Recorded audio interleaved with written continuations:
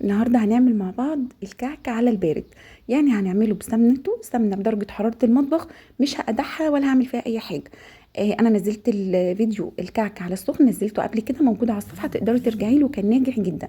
النهاردة هنعمله على البارد بطريقة ناجحة وممتازة جدا، ودي الطريقة اللي اقرب الى قلبي الصراحة، من احب الطرق اللي انا بحب اعمل بيها الكعك. النهارده بقى انا هعمل لكم مقدار صغير، وقررت حاجات العيد السنه دي كلها اعملها بمقادير صغيره علشان تستفادوا منها وعلشان تقدروا تجربوا. ولو حابه تعملي حاجه بسيطه يبقى سهل ومعاكي الفيديو. انا جبت عندي هنا نص كيلو من الدقيق، نزلت عليه بمعلقتين كبار من السكر البودر، وهنزل بربع معلقه من الخميره وربع معلقه من البيكنج باودر. ربع معلقه خميره، ربع معلقه بيكنج باودر، وهنزل بنص معلقه من ريحه الكعك ومعلقتين سمسم، او تقدري تحطي معلقه واحده سمسم، لو بتحبي السمسم زودي شويه. هقلب كل المكونات الجافه دي مع بعضها، كل المقادير انا هسيبها لكم تحت الفيديو. هقلب المكونات دي كلها مع بعضها. النهارده برضو قررت ان انا اعمل لكم السمنه بالكوبايه، عشان كتير قوي سالني على مقادير الكوبايه. لما تعيري السمنه تعيريها وهي يا اما بدرجه حراره المطبخ زي كده، يعني مش متماسكه قوي، يا اما وهي سائله. استخدمت عندي هنا على نص كيلو دقيق 250 جرام من السمن البلدي، اللي هم عباره عن كوبايه، مج من بتاع الشاي اللي موجود عندنا في كل البيوت، وعليهم بالظبط ربع كوبايه، يعني كوبايه وربع من السمن البلدي، او كوبايه ومعلقتين كبار سمن بلدي. تقدري تستخدمي المقدار ده، ناجح جدا. ببدأ أبس معاكم العجينة، بتاخد معايا 7 8 10 دقايق، مفيش مشكلة.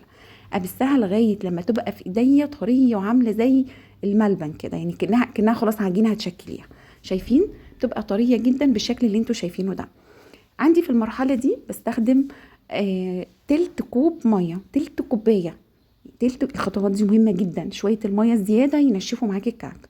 استخدمت تلت كوباية مية، بنزل بيها مرة واحدة، وهبدأ ألم العجينة بتاعتي. العجينة عندك قابلة انها تشرب كوباية واتنين وتلاتة، مفيش اي مشكلة.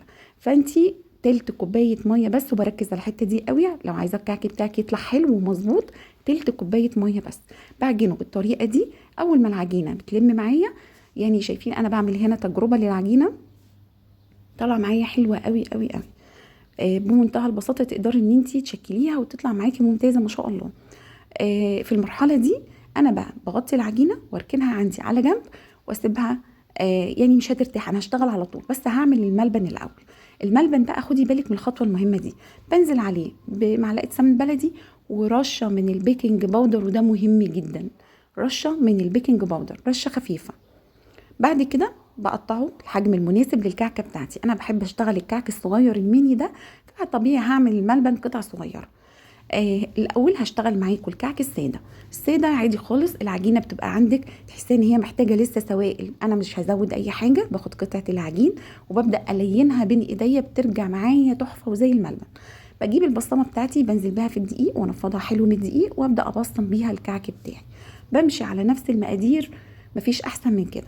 وطبعا بقى مش عايزه اقولك، انا من عشاق الكعك اللي بالمنقاش، بحب كده ارجع لايام زمان. تحبي تعمليه بالمنقاش تمام، حابه تسهيلي على نفسك وبالبصامه وسريع كده وفي ثواني، مفيش احسن من كده. هاجي بقى للي بالملبن. آه التجويف مهم قوي، ان انا اعمل فيها تجويف، والتجويف باخده من الجناب، يعني بفرغها كده من الجناب، مش بغوطها قوي، لا بدي توسع للتجويف كده معايا من الجناب عشان اقدر انزل بالملبن.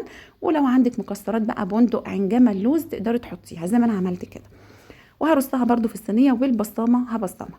حابه اقول لك بقى الخطوه المهمه دي، بتيجي كده في العجينه بعد ما بتقعد معاكي 10 دقائق ولا حاجه، تلاقيها بدات تفرول معاكي، تقولي لا ازودها شويه ميه. اوعي تعملي كده.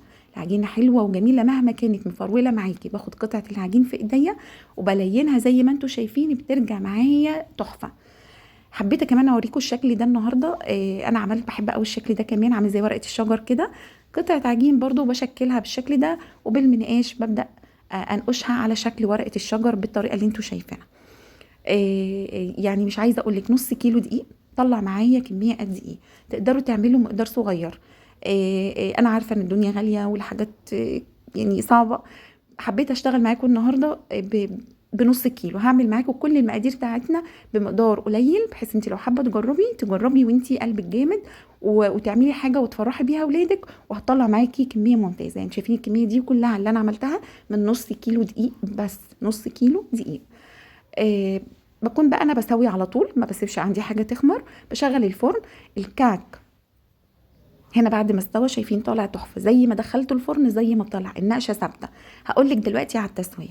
مهم عندي قوي الكعك الساده بيدخل على نار هاديه على 160 يستوي براحته علشان يبقى من بره زي من جوه. هاجي بقى على الكعك اللي بالملبن بدخله على درجه حراره 200، يا دوبك بياخد في الفرن 10 دقايق مش اكتر من كده عشان الملبن ما ينشفش فيه. دلوقتي عندنا طريقتين للتسويه مختلفين. الملبن طريقته مختلفة عن طريقة الكعك السادة. الكعك السادة بسيبه في الفرن براحته خالص وهدي عليه النار على درجة حرارة 160، بيقعد معايا نص ساعة أو 35 دقيقة. الكعك اللي بالملبن على درجة حرارة 200 بيقعد معايا 10 دقايق بالكتير وبيبقى معايا تحفة. كعك طالع دايب، روعة. ريحة التسوية في البيت حاجة تانية. جربي مقادير صغيرة، شايفين النقشة ثابتة، المقدار ثابت عشان ما استخدمتش بيكنج باودر كتير ولا استخدمت خميرة كتير. نص كيلو حط عليهم ربع معلقة خميره وربع معلقه بيكنج باودر. لو هتستخدمي تعملي كيلو هتضاعفي المقدار. لو عايزين مقادير الكيلو اكتبوا لي في الكومنتات وانا اقول لكم مقادير الكيلو قد ايه. انا هكتب لكم مقدار نص كيلو في الكومنتات، ولو عايزين مقدار الكيلو قولوا له برده. عندي هنا انا بحب اعينه في علبه تكون صفيحه. العلب دي بتاعت الشوكولاتات والحاجات دي موجوده في كل البيوت، وتقدري تحطيه كمان